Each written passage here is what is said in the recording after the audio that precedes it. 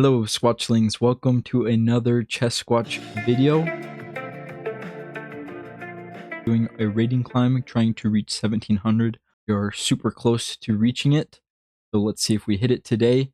Today I'm going to be reviewing 5 games that I played on the rating climb on my account. I did record this live, but the video got corrupted, so that's why I'm having to remake this video, walk you through my thought process afterwards. So we're just going to review those 5 games today. If you haven't already, please go down below, subscribe so you don't miss on any future content.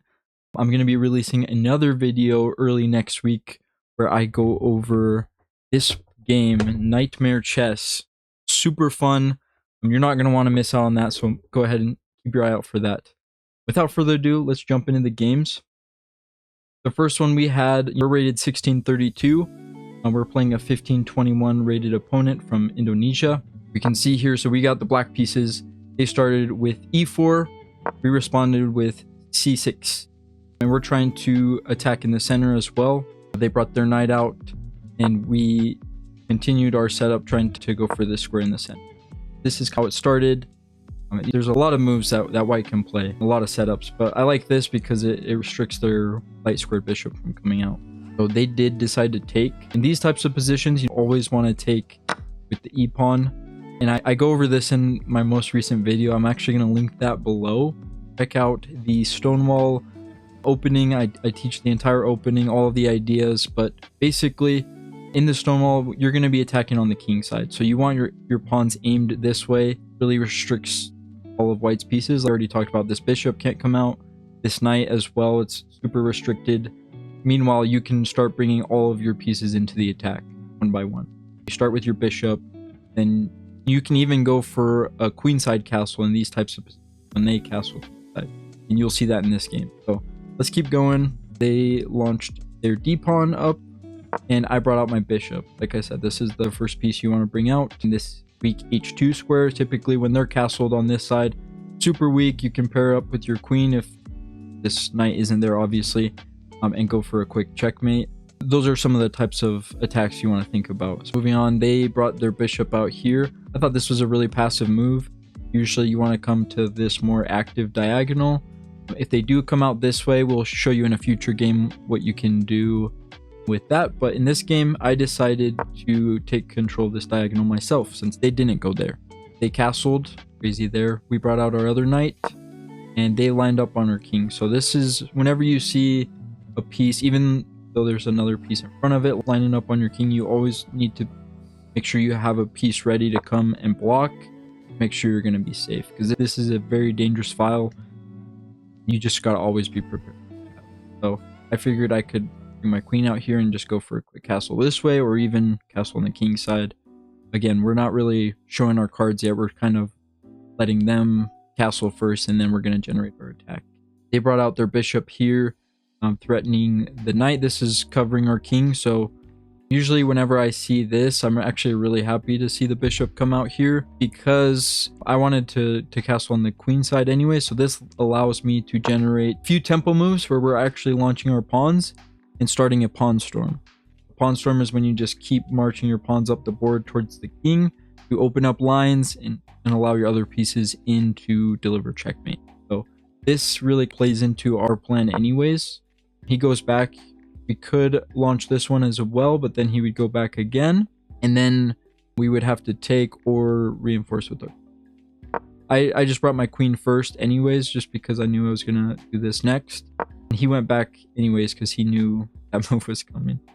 So then we castled. Like I said, this e-file was super dangerous, wanted to get out of that, and he played the best move to, like I said in the beginning, this was a super passive bishop, but he really activates it here, and now it's threatening my bishop. And if you want to take a second, I'm actually going to switch perspectives. I ended up playing a big mistake here, and I want you to try to find out why. I'll let you pause the video. If you're playing, what would you do in this? You had a chance to look at that. The move is rook takes the knight on e7. The reason for this is, if we go back, the knight was the only defender of the bishop.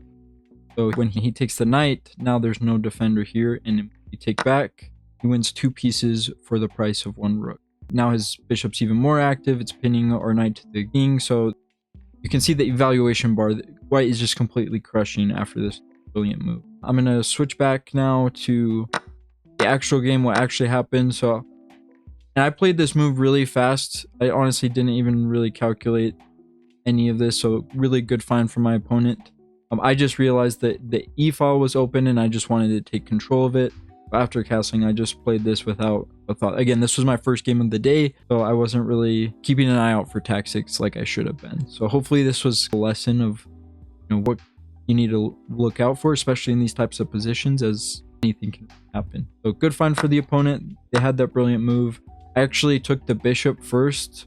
I think I was pretty tilted at this point. Figured it was probably over anyway, so I just took the bishop, and that allowed him to take the rook with his rook rather than taking first. So he had an in-between move because it's a check, and now he's just up, you know, even more. You can see he's +5 in this position, so completely destroying us.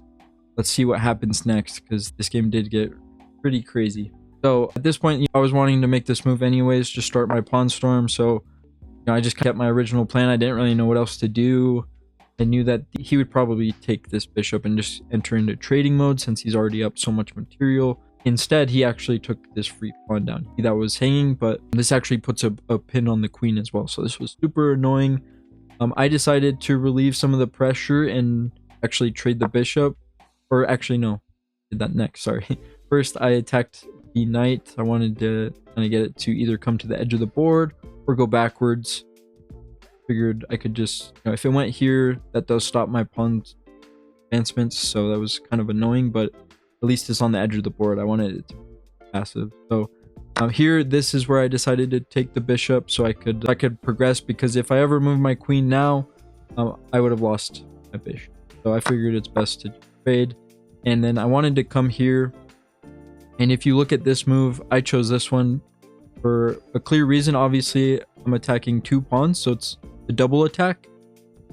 Now, if he defends this one, then I take this one. If he tries to defend this, we can take this one. And obviously, if our queen was able to take this pawn, it would actually be another double attack of both the rook and the knight. So I was really just trying to activate my queen, go for tricks, just wait for my opponent to make a mistake. You never know if they will, but you always got to be prepared for that. So I just kept playing. I didn't want to resign. Anything could have happened. We're at around the 6-minute mark. I did take the pawn, so you can see he did defend this pawn, and then I took in the defender. Great. Well, now he counterattacks me here, attacks my queen, but he also sets up a very sneaky threat. If you want to see what he's attacking right now, saw that he's actually setting up another fork between my rook and my king. And this is currently undefended. So I made sure I was able to defend both, save my queen, and defend this square. Super dangerous, but we just kept going. He decided to launch some of his pawns on this side of the board. Nothing too crazy. I decided I wanted to also give my king some safety if I had to come over here, so I pushed on forward. Also, it gives me the idea of maybe launching this forward to continue pushing up the board. He moved back, and the engine gives us a mistake move because I could have actually taken this. That's the best move, but I didn't. You'll see why, but the reason was this, once I do take, allows him to fork me like previously talked about. And then once I do move, you know, he's taking my rook, and then I'm left with only a knight and a queen. You can see he's just still completely crushing me. So, you know, the engine tells me that's the best move, but in reality, I wanted to keep things more complicated, and I wanted to keep as many pieces on the board as I could. So I did not take. Instead, I decided to move my knight forward. I wanted to bring it forward so I can either, you know, threaten some pawns or make some sort of advancement in the position. He decided to move his knight, so I didn't take it. I could have taken this pawn, but I didn't want to go pawn hunting. I decided to save my king first. That way I don't have to worry about this fork anymore. That's a super dangerous move to have. So I wanted to move my king. In here, I wanted to point out, flip the board again. This, I think, was an okay move, but an even better move when you're up so much material as white, you want to go for trades. I think the best move my opponent could have made is this one, because it attacks both the queen and the knight. So I would have had to make this trade. I had to just take and trade, and then it The more trades that happen, it just makes it so much easier for my opponent not to go wrong. But he decided to move the pawn up instead, and he did not capitalize on this opportunity to go for trades. Good for me. I decided to move my knight in. He gave me the square. I could have taken here too, but I didn't want my knight to just be super passive on the edge of the board. I wanted it to have more squares to come to. Maybe here, for example. He brought his knight back, just saying this is the best move. It opens up his queen. He was stuck defending the knight before. If you could, in the past few moves, my queen is ready to take it. If he ever moves anywhere, I could have taken the knight. So I think he brought it back where it's safe, it's protected. That's great. I decided to push this pawn, one of the only pawn breaks I have its position to open things up, try to get a little tricky, start some counterplay. So I could have taken with the knight, but I decided to take with the queen. I wanted to take control of some of these files, maybe come in this way. I don't know. I was just waiting for my opponent to make a mistake. Like I said, I'm completely lost in this position. But we kept playing, see what my opponent did. He brought his queen all the way back, defended by his knight, to try to offer a trade. So he did have his kind of head in the right spot here, and he offered a queen trade. Obviously, when you're down so much material like black, like we are, you're not going to want to just auto take that, because that just makes your loss inevitable, basically. I decided to bring my queen here. This is probably one of the only places I could have brought it to continue to defend my knight. I could have taken the pawn, I guess, too, but like I said, I wanted to keep my queen as active as possible, so I went here, which defends, and also gets away from the queen trade. One thing I was happy to see was his queen was doing a really good job of defending the H file. So once it moved over here, I was realizing once I get my queen to safety, my knight safe, I was going to try to take control of this with my rook and try to set up some shenanigans on the edge of the board as time was whittling down. We're down to 2 minutes at this point. So he actually came down and attacked my rook anyways. So, perfect opportunity for me to take control of the H file. Not let him get any trades or anything he wants. And if you'll notice, my next plan is going to be really simple. I kind of rubber band my queen to the H6 square, set up a battery with the queen and the rook to deliver checkmate here. Or even find another way to get a hold of the first rank of, if he moves this rook for whatever reason, if I come into this square, you can see that's checkmate almost. Well, he can currently defend, but it's getting very dangerous. Let's see what happens. So he first brought in his knight. I think he was trying to start to generate an attack, go for some checks, potentially. Next, I decided to, now that my knight was okay here, I decided to move my queen to a much more active place in the center of the board, and this also sets up two threats. First off, the rook is undefended, so in any position you want to ask yourself which of my opponent's pieces are undefended and how can I attack them, but also set up multiple threats and pressure. So you can see here my queen here exerts pressure here on this knight, it also exerts pressure on this knight, and if he ever pushes this pawn, we're taking this with check. And then it's also, I can potentially, like I said, try to come to this file, set up a checkmate if his queen ever moved. So I was always keeping that in the back of my mind. I couldn't have gone here anymore. He defended this with his knight. This was my plan to come and rubber band this way, but you can see here things always change. So you got to keep your eye out for these types of moves that just exert more pressure. Now this is where my opponent made the huge mistake. First off, we're already attacking both of these things, and instead of dealing with it, he decided to give me a check. You hear the evaluation, how that changed it to almost an equal position. And why that is because, well, first off, he's moving away from his knight.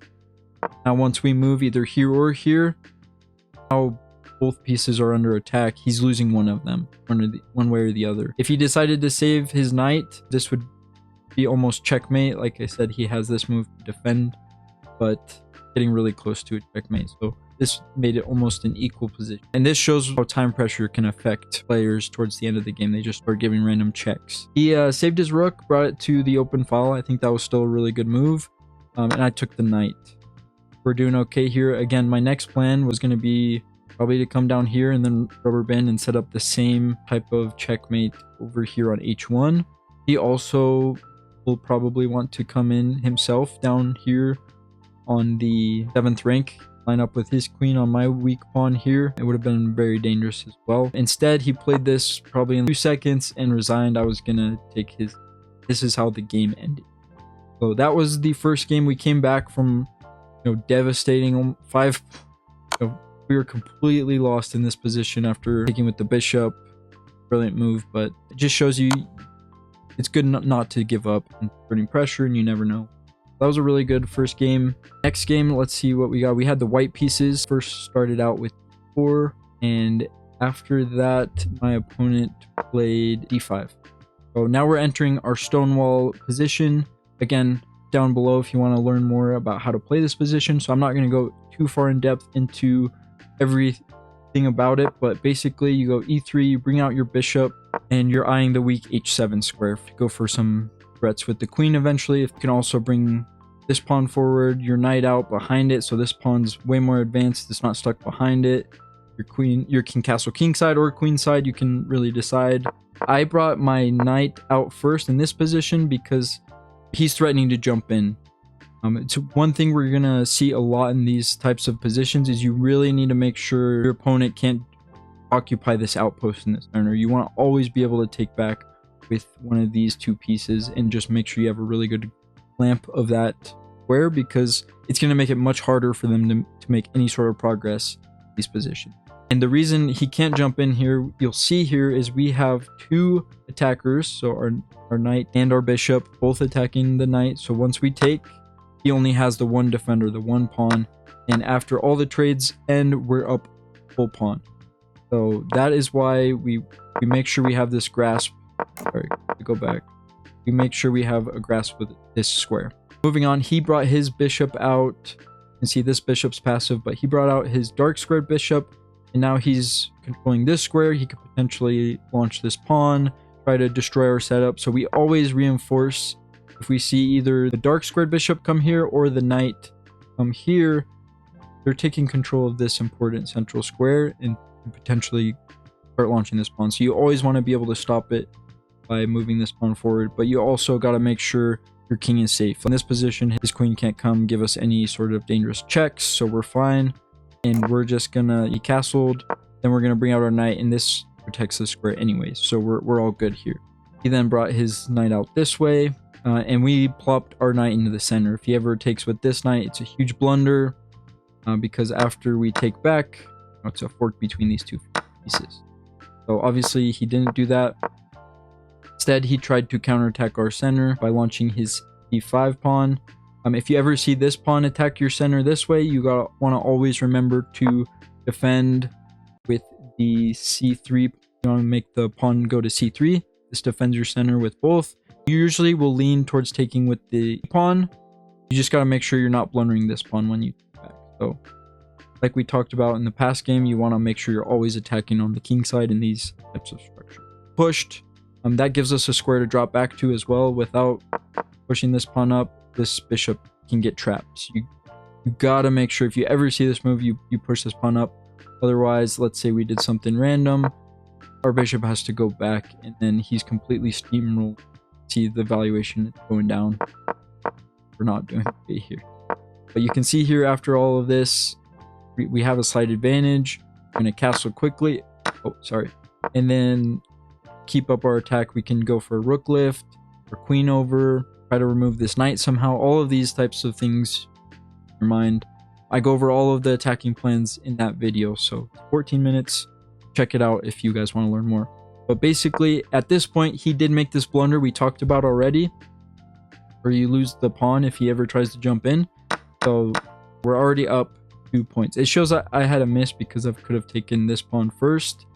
This pawn wasn't going anywhere, but I didn't want to let him jump this forward and set up any sort of barricade in the center, so I took this. Now, at this point, he pushed this pawn to get rid of my knight. He was frustrated for having me have such a powerful knight in the center of the board. Push this. I took back. This also sets up an attack on the bishop, so he's gonna have to take time to save it. Goes back, and I castled. He pushed to make my bishop passive. This is protected, but now that he pushed, this is a weaker pawn. There's no other pawns that can protect it, only his light square bishop. So I decided I was going to bring my bishop around this way, as well as on this diagonal. That way it would attack the enemy king kind of in an X-ray type of way. He launched another pawn, super dangerous for him. We brought our queen to the king side to set up more of these threats and maybe go for the rook lift idea we've talked about, or other types of plans. We can now bring our knight back into the center if we want.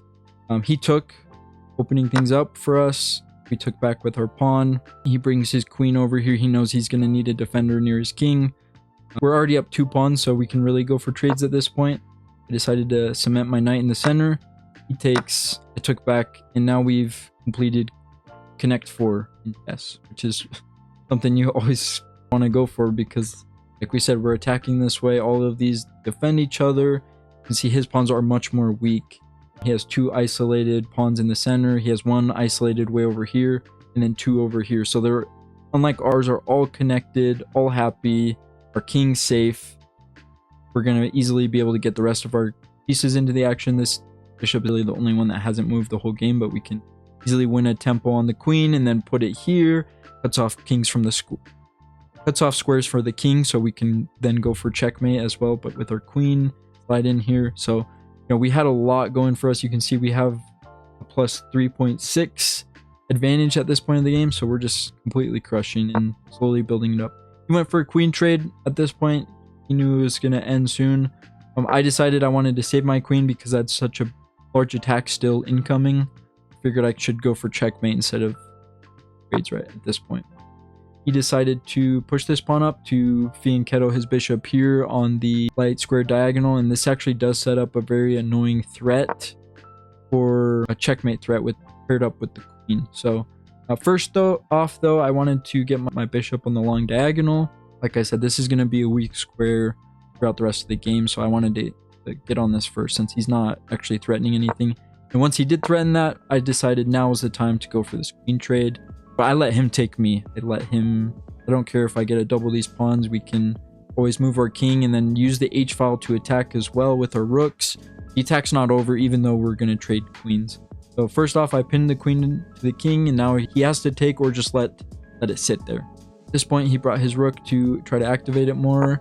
And I thought this was a really nice move. I noticed, first off, this cuts off more squares for the king. But it also, he can't take with his queen because it's currently pinned. Our queen is pinning his queen to the king. It does allow us to go to this square. I thought that was really cool.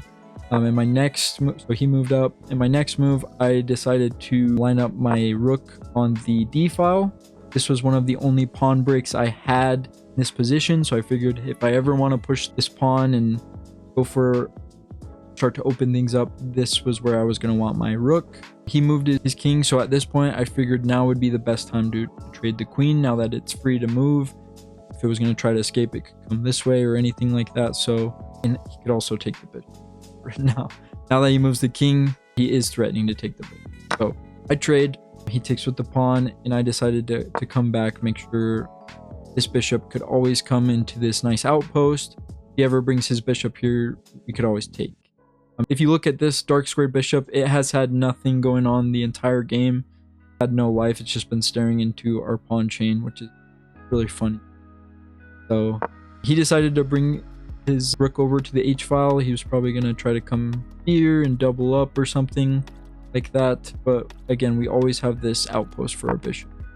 I decided to bring my rook up and over to go for another trade at this point since we're completely winning. He didn't take, so I decided to take. He started launching these pawns over here. I just continued to try to bring my other rook up and over. But I did see, you gotta always pay attention. There's 3 minutes left. I noticed he was still trying to remove my bishop and make it super passive. So I decided to take 1 second to open up a square for it to go back if I ever needed to. And I wanted it to stare at this pawn because it's a super weak pawn. His rook is just stuck defending that now that we took his other rook. So I figured I have plenty of time to bring my rook up and over, and kind of just stuck with nothing to do. Push forward. I went back. He lined up bishop here. Not sure why. It's still not doing anything. And we brought our rook over, and now we're coming in. First off, I brought my bishop on the outpost. This lets us come in with the rook. And he was going to try to run. He can't run, so give a check, and then we look at and then we won this pawn finally. It was at this point of the game that my opponent resigned. You can see he had a plus 4.7 advantage at this point.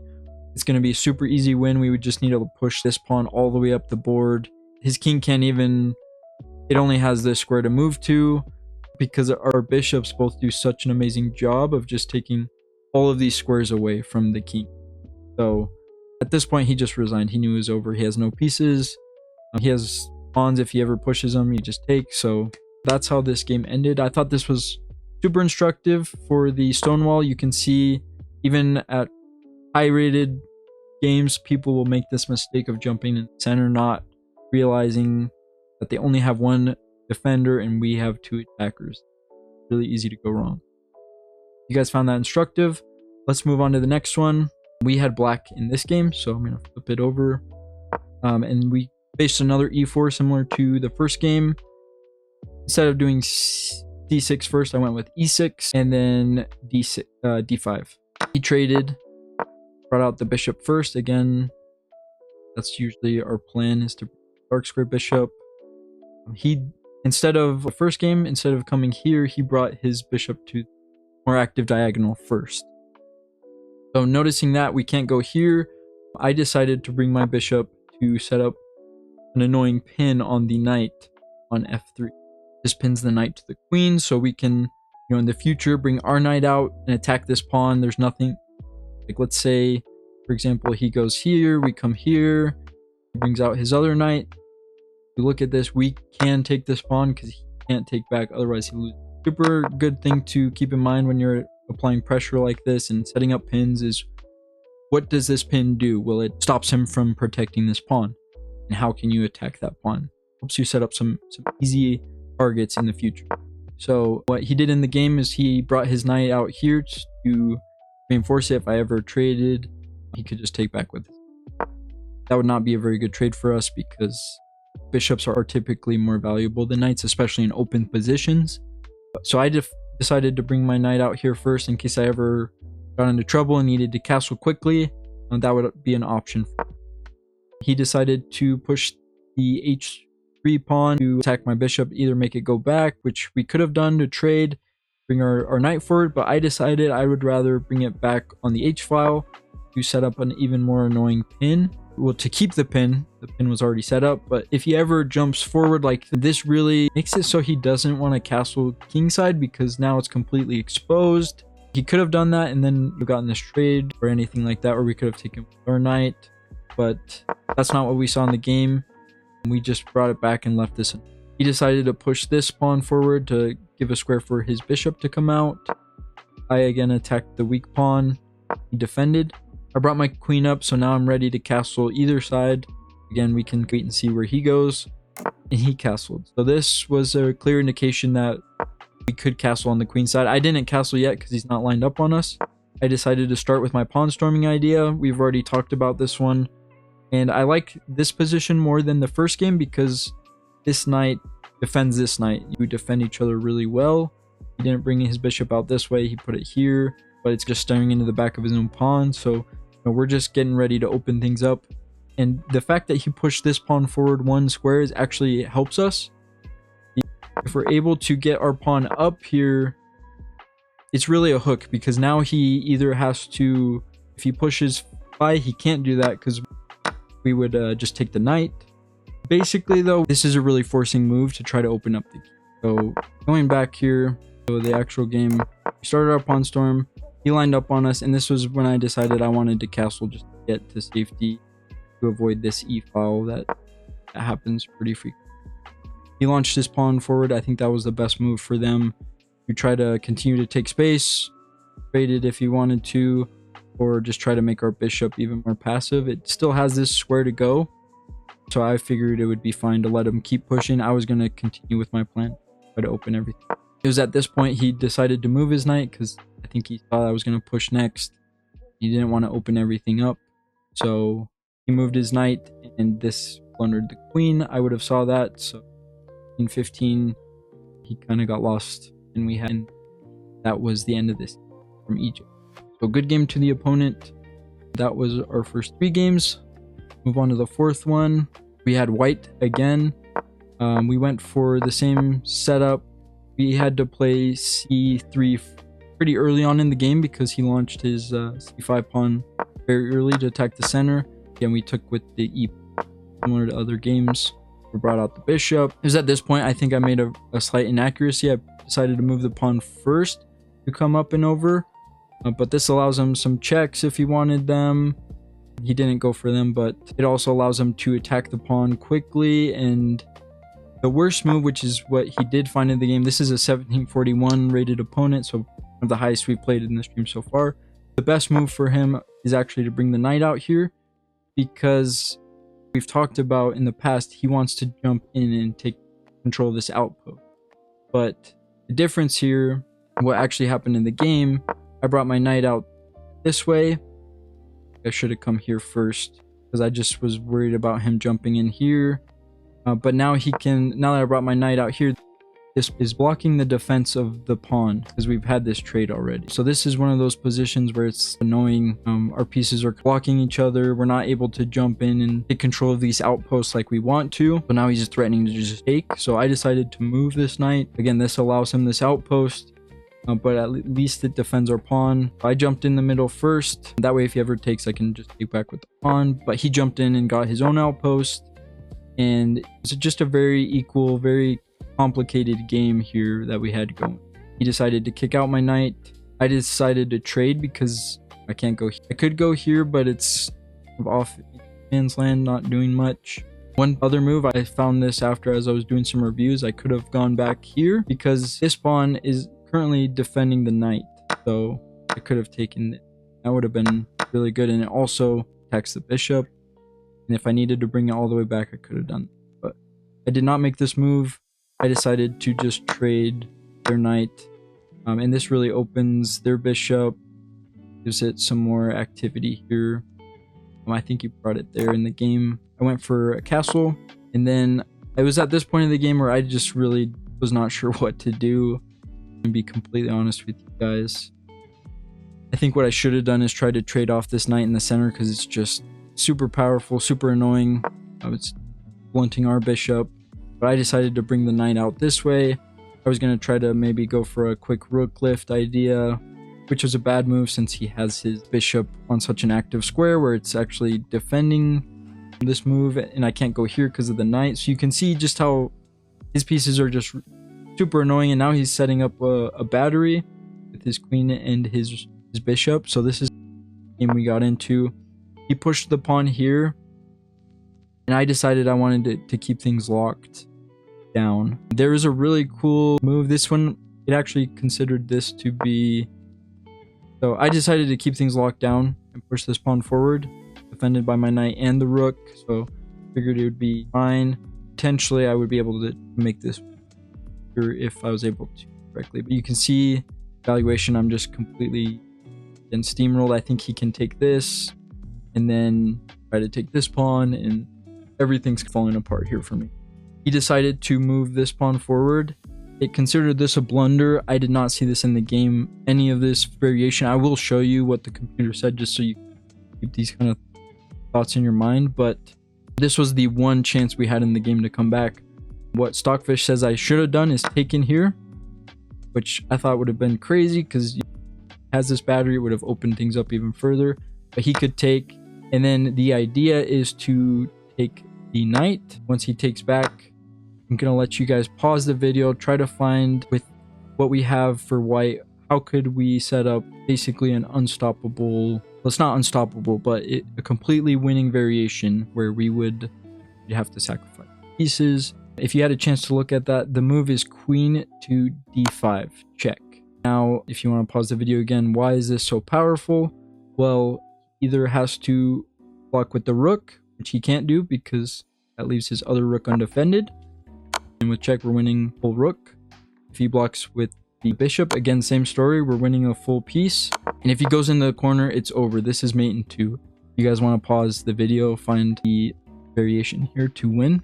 If you had a chance to look at that, the move is bishop, knight, e6.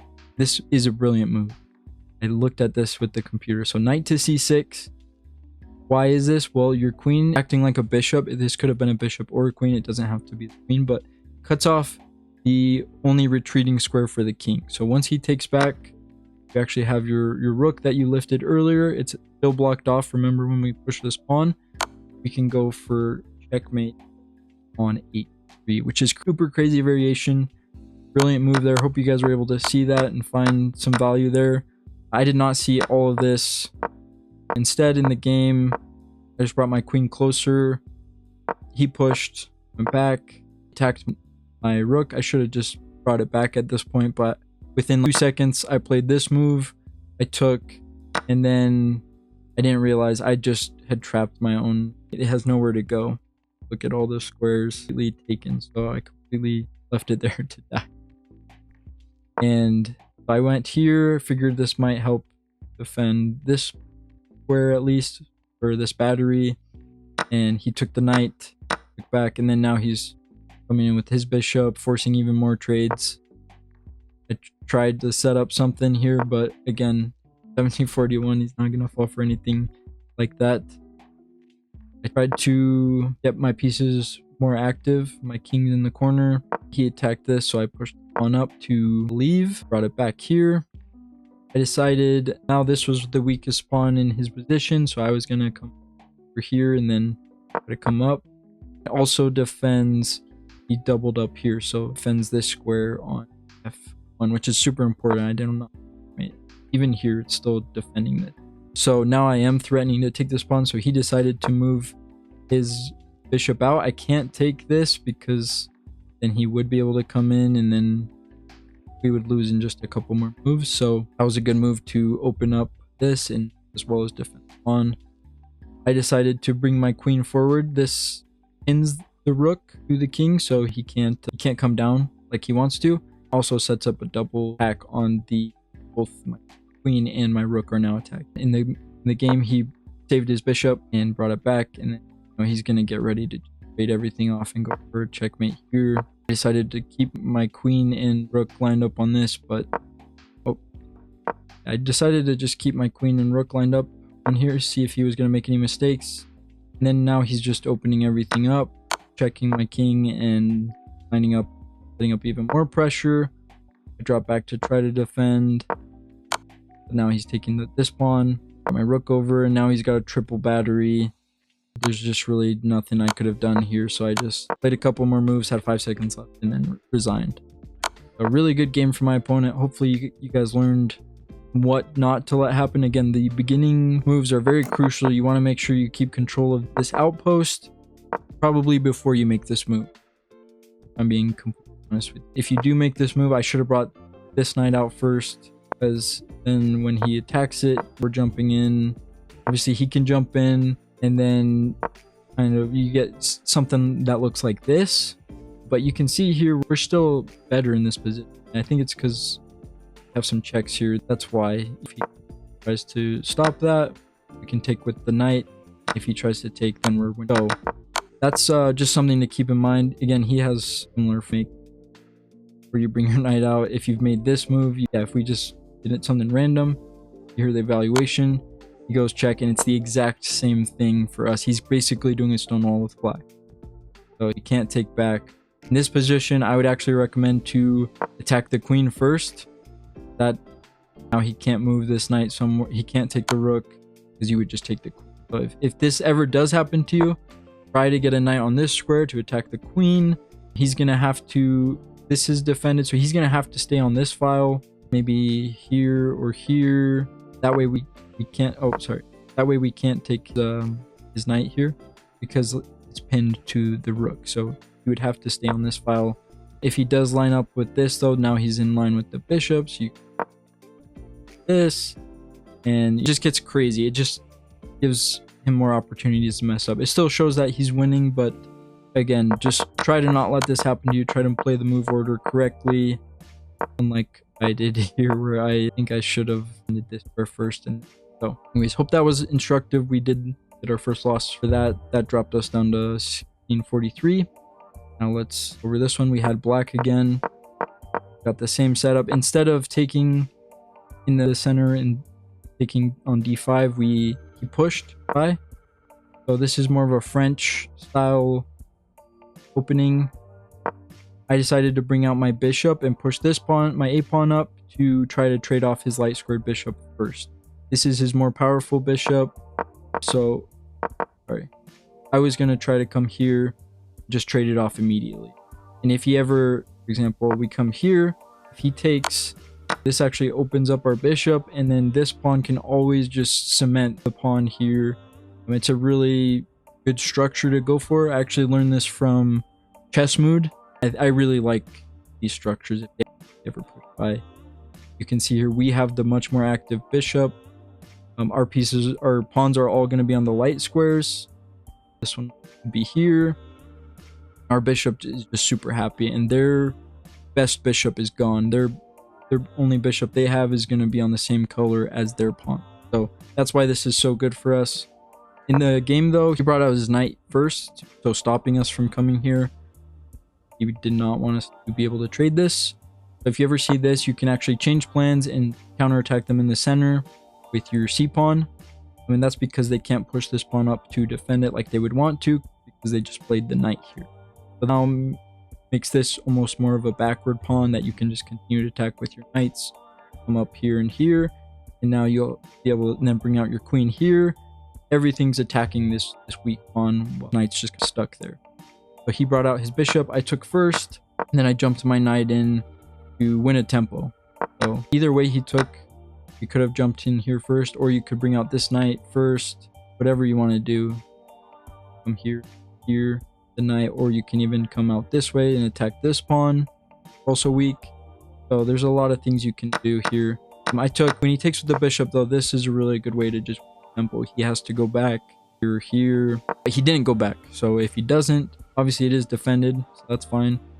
But you can just trade your knight to win the bishop. It wasn't the best bishop, but typically bishops are better than knights. So I decided to trade. And then again, this is a weak pawn, so first off, I decided to attack the knight that's not defended. He brought out his queen here to, in continuity with our last move, we stopped defending our f-pawn. He could then go for a rook.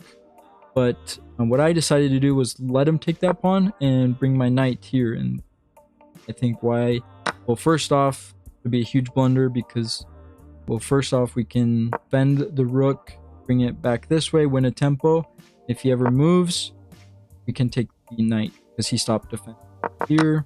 Now, this is a very important defensive move as well. Sorry, if he took, he's losing the knight. But even if the knight wasn't there, let's say this was somewhere else, once he moves his queen, we can actually come in and win a pawn on his side of the, and then set up our own attack. So that's one of the things you always want to think about if you bring your queen to attack some pawns over here is if can they counterattack me and then start to invade on my side of the board as well. So in the game though, what happened, he didn't take the pawn. He decided to save his knight first, which is fine. I decided to bring my queen out and go for this cheap threat. I think I had better moves. Should have done. I think I should have brought this back, or I could have castled, but then things could have gotten more dangerous with bishop, knight coming in soon. I didn't want that to happen. I honestly probably should have put forward one to prevent anything from jumping in here. You'll see he actually does come in. It's pretty. First he castled. I castled this way because I figured if he took that pawn, it would only open up his king. I actually did like that. He attacked my queen and my bishop, but my bishop was another bishop I could just take. And again, he could go back with the queen. I figured that's what he would do, but instead he decided to take the pawn. So now we have bishop for the knight for free. We were completely crushing in this position. I should have just brought my bishop back. Life's good. Instead, I decided to save this pawn first. Slightly accurate. Again, now lets this knight to jump in, cause problems. I attacked the queen and to keep my rook on this file, but now he can take this with either his bishop or his knight. Super weak pawn, so I decided to just trade, give up the exchange. I didn't want his knight to come in because at this point, I definitely should have saved this this knight first. I'm out here because bishop's stuck protecting it. I got into problems here. I decided to bring my bishop back first, a more active position, and then he took that pawn. That's fine. I moved my queen, and this is where I made a huge blunder. You can see the evaluation bar. I was up a piece, but now this allows him this move to trap my bishop. Basically, it was stuck protecting this knight. Like I said, I should have moved it forward first, but I didn't. And now I'm losing. If I move this to try to save the knight, I could have done that. But I could have taken the pawns, but then he's lining up on my queen, and things could get really dangerous. So I decided to take this way, to win a pawn that way, at least open up the king. I took back with this rook. I brought my, again, now that my knight's stuck here, it has no defender, I had to make sure I was defending it. I brought my king to the defense. He doubled up his rooks now that he has this open file. He's threatening this pawn. I decided to set up a sneaky threat, and he actually fell for it. I was playing so fast that I didn't see here. If you guys pause the video, find mate in 2, you guys had a chance to look at that. The move is queen takes f1. Sacrifice the queen for the rook. Take back. That's okay because we have him trapped back rank, paired up with the bishop. Checkmate. And I made that move initially thinking to set something up for this weak square, but I was playing too fast, and I moved my rook without much thought to try and save it. Initially, I was thinking I would trade first, but then, I can't come in. I needed the rook, so I thought about that, but then he moved the rook this way. I think he was going to try to double up this way, but again, we already had this battery, so I did see the checkmate here, and that's how this game ended. Super crazy, wild game. We both were winning at different points, and he blundered mate and won there. And with 7 minutes left, I did not think I was going to win that game. I thought I was going to have another loss, but we made it to 1650, and that is the end of the rating climb. Thank you guys so much for watching. Hopefully you learned a lot. It's helpful to see these types of positions I got in, and also some of these games where I definitely had no business winning, but that's kind of just how chess goes. Sometimes you can be having the best day of your life, and some days you're not playing super accurate. This was one of those days where I feel like I was not playing the most accurate, but we still were able to win 4 out of 5 games. So again, hopefully you guys learned a ton. We'll catch you on the next one. If you haven't, please go ahead and subscribe, and see you next time.